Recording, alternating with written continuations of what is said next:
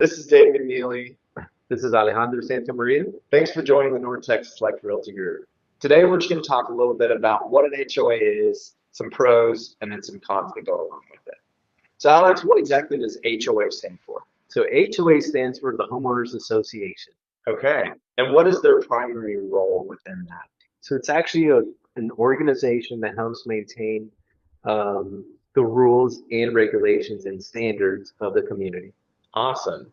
So what is their overarching goal? Because like obviously we don't want to be burdened down with additional rules. Like we purchased a house in Texas to have it as owners. We get to do whatever we want. So like what is their main goal?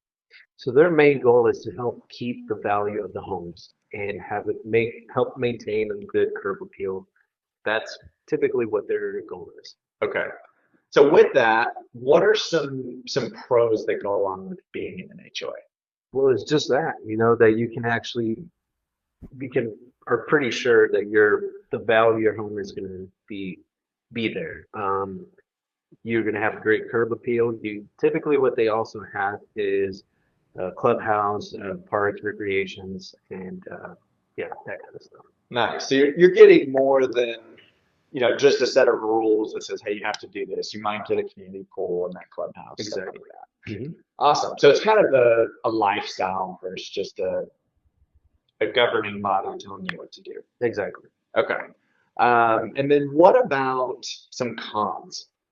Some cons is their fees. Some people think it might be expensive. Some people don't mind it.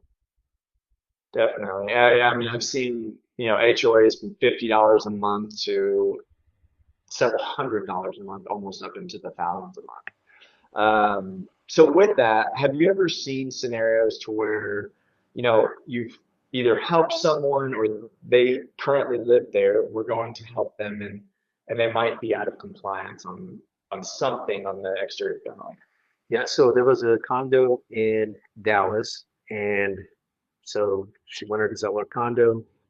When we were under contract, we find out that the windows were not the right ones, so she had to replace them.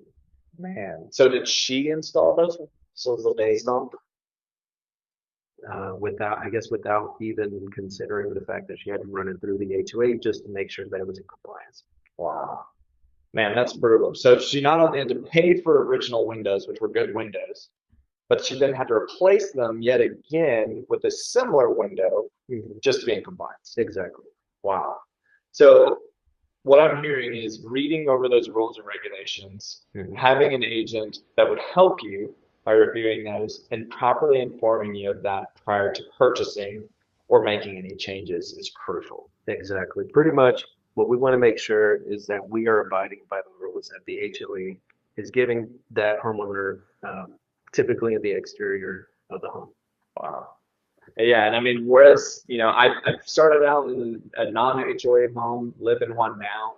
You can definitely see the pros and cons. I mean, like Alex said, the curb appeal can be drastically different not living in an HOA, but there's that cost that comes with it.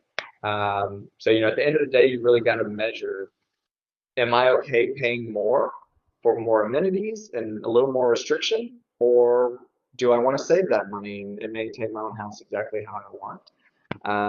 But everyone else's curb appeal may not be up to standard. Mhm. What's your thought on HOA versus non-HOA? This is just our personal opinions on For this. me, I just prefer not to. Yeah, I mean that's how I started for sure. My neighbor unfortunately didn't believe in curb appeal, so we had 6 foot weeds stacked up everywhere. So there you go. I mean, he's no. I leaned a little more yes, but again, I'm not going to pay thousands of dollars a year. I pay hundreds of dollars a year. Um, but we appreciate y'all hanging in there with us. If there's any topics that y'all would like us to talk about or explain a little bit more, we'd love to do it. So give us a shout and we'll create it for you.